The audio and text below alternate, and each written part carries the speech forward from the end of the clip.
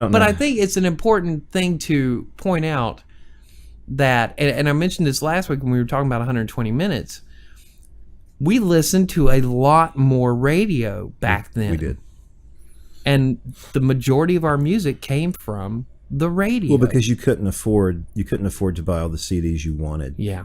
So you had a couple of choices. You had MTV. Mm-hmm. If you were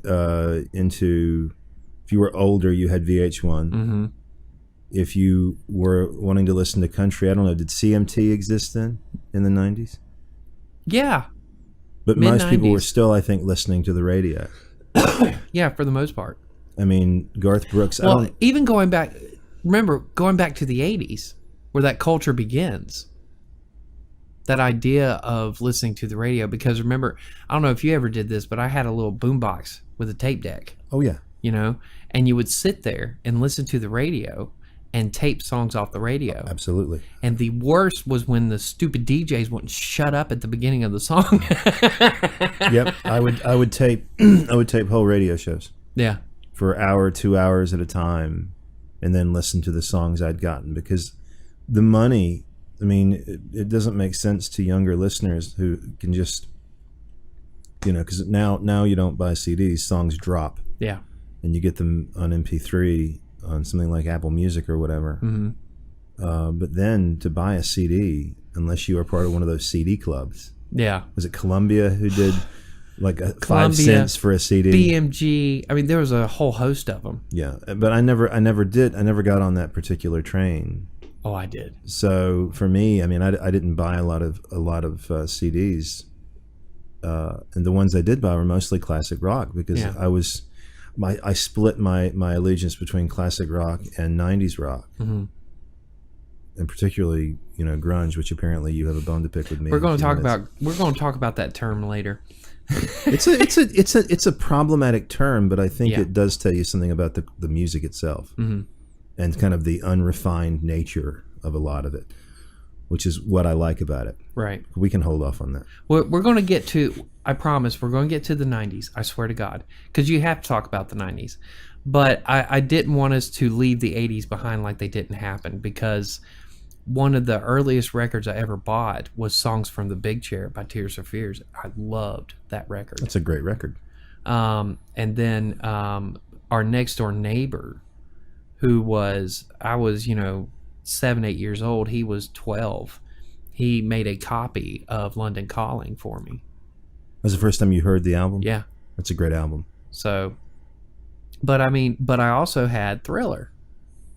And that's the thing. I didn't want us to leave that behind, because of all the kids that had a copy of Nevermind, I promise you, they had Thriller too. Of course they did. Our musical taste was eclectic. Yeah. And in the South, our musical taste included, so you would listen, in any given day, you would listen to Michael Jackson, George Strait. Yeah. Alabama. Leonard Skinner, and Nirvana. Yeah. And Stone Temple Pilots, and Alice in Chains, and George Jones. And Loretta Lynn, and Eddie Rabbit, and Ricky Skaggs. Ricky Skaggs. Yeah. Oh, I forgot. We got to talk about bluegrass. We got to talk about bluegrass because of North Carolina.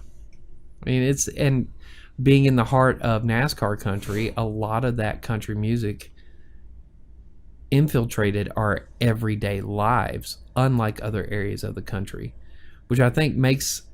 But you could say that that hip hop infiltrated New York and LA in ways that it didn't infiltrate other parts of the country. I think that's one of the more interesting things about our generation and our eclectic tastes.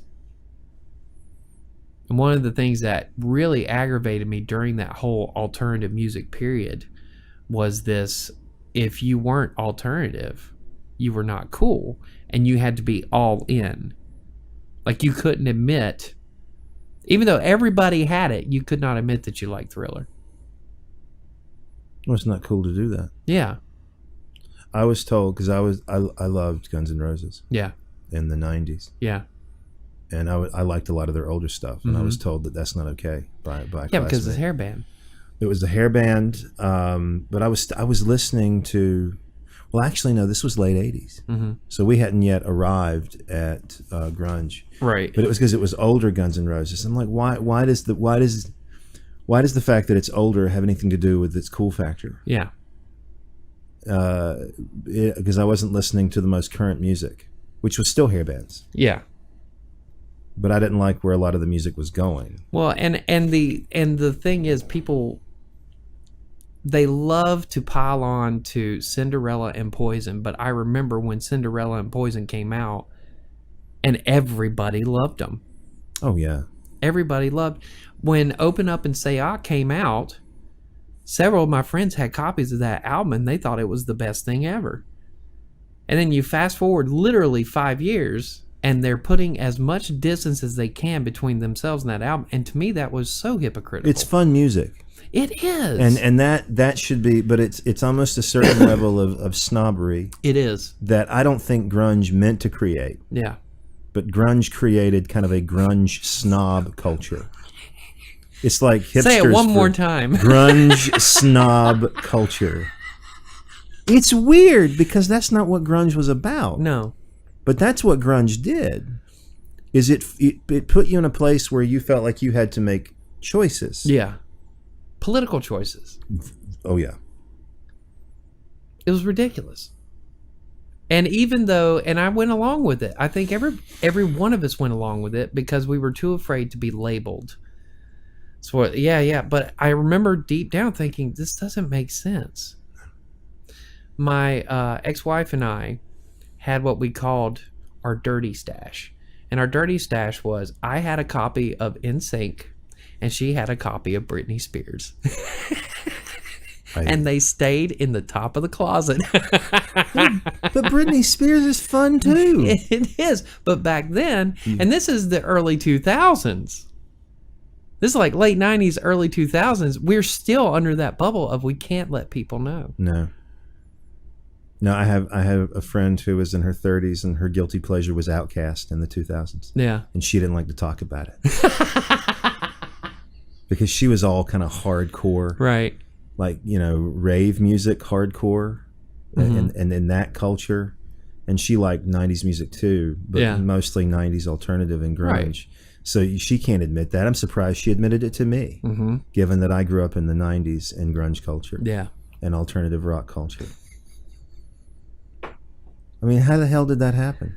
I don't know. And the thing is, you have guys like Billy Corgan come along who, and Kurt has a lot to do with this too.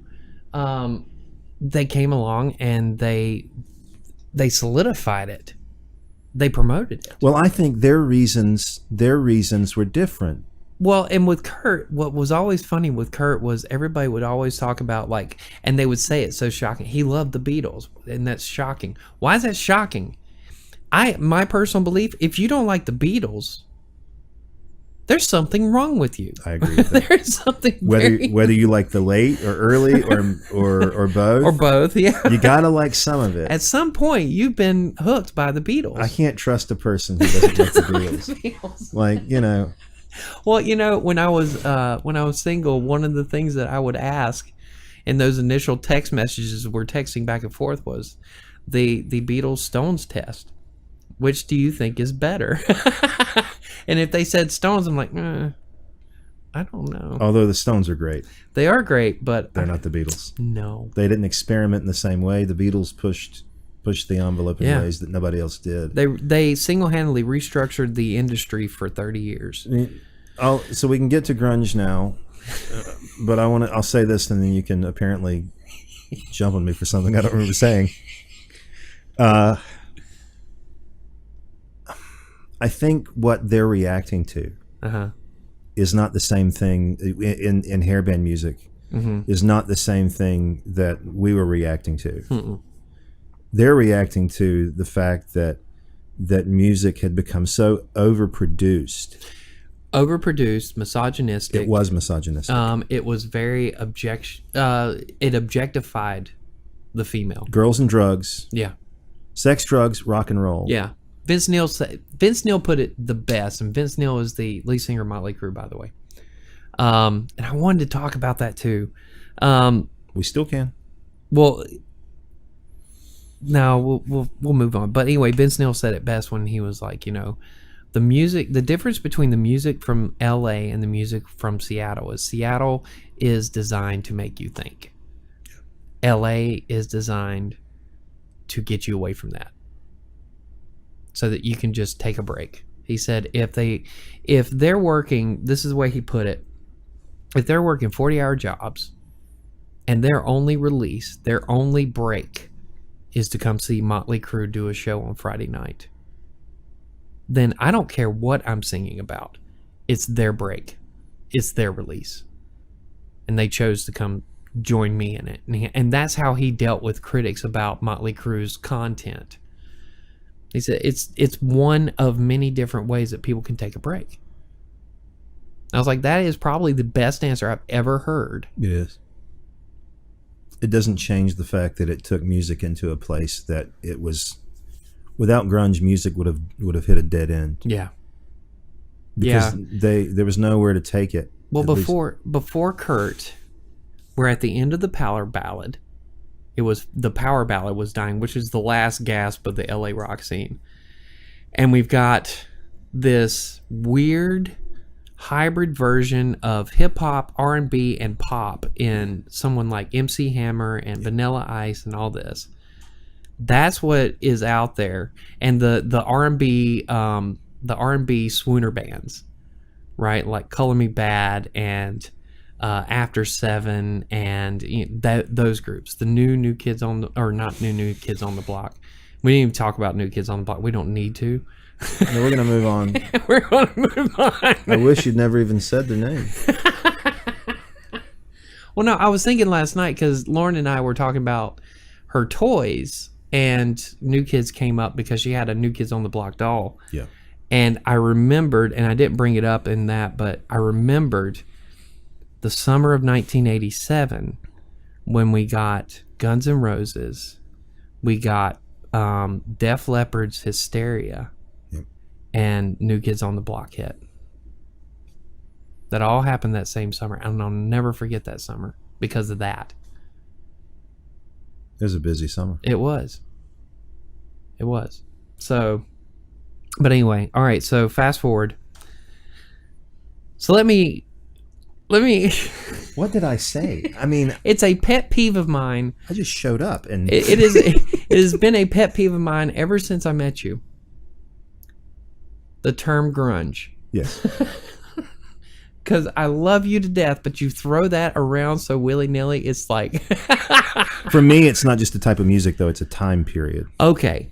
And I think it's a certain 4-year time period where right. a lot of that music is coming out of the same scene. Yeah. Even when it's departing from it. Yeah. Because there's certain groups that are not grunge. Stone Temple Pilots is not grunge. Well, neither is Alice in Chains. Neither is Alice in Chains. There is, and it's hilarious because there is a classic clip of Jerry Cantrell, the bassist and the drummer of Alice in Chains, all three walking down the beach doing an interview. Yep. And the interviewer asked them as they're walking something along the lines of, so which bands would you consider grunge? And Cantrell's response is none of them. Like none of us. He didn't like the term. None of them like the term because, and he actually expounded on that a little bit by noting that none of them actually sounded the same. And I think one of the things about that term is it got hijacked. It did. By the corporate structure. It did. And it was rebranded and resold. For me, it's less a genre than a 4-year period. Mm-hmm. And it coincides with the career of Nirvana. Mm-hmm. And I would say that there's only one grunge group. I would say there's two. Who would be the other one? Mudhoney. Oh, that's true. That's true. Mother Love Bone. Yeah, but are they grunge or are they polished rock? Because if you listen to that record, their lyrics are grunge. Yeah. The music's polished. Yeah. So that's the problem with the term. I don't disagree with you. For me, it's not. You can't characterize anyone as grunge, but you can say that there is a 4 to 5 year time period where music went through a radical shift. It did. And that's the spirit of grunge. Yeah. Is this pushing against everything that came before. Now I'm happy. Yeah. Now you can say grunge all you want. You can't. How could you even make a claim that these groups sound the same? Yeah. Well, and I have a problem with the term alternative, and that's the one I kind of default to, is the idea of the alternative. Because the music of that time period they're so rebellious that they refuse to form a school. Yeah. Or a movement. Yeah. The only thing they have in common is they hate what came before. The corporate. Yeah. The corporate, you said it, misogynistic, materialistic, hair bands. Yep. That's what they have in common. Whereas if you listen to Alice in Chains and Nirvana, the commonality is the lyrics are just weird. Right. And STP. The lyrics are weird. They're very abstract. They are very abstract. If you could make a claim, that's how they're similar. But the musical style, no one sounds like Alice in Chains. Nobody sounds like Pearl Jam. No one sounds like Pearl Jam. No one sounds like STP. No one sounds like Nirvana. Even though Creed tried. Oh Lord. So no, it's not a musical style. It's a time period. It's a 4-year period or 5-year period that you could demarcate between when Nirvana first hit and his suicide. Yeah.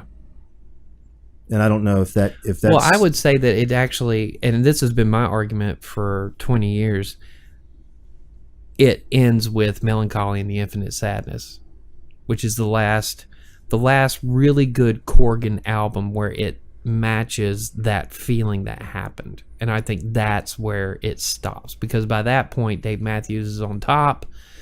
Alanis Morissette is on top. Yep. You know, and it's the last really great album from the Pumpkins that demonstrates that those ideals that came out of that period.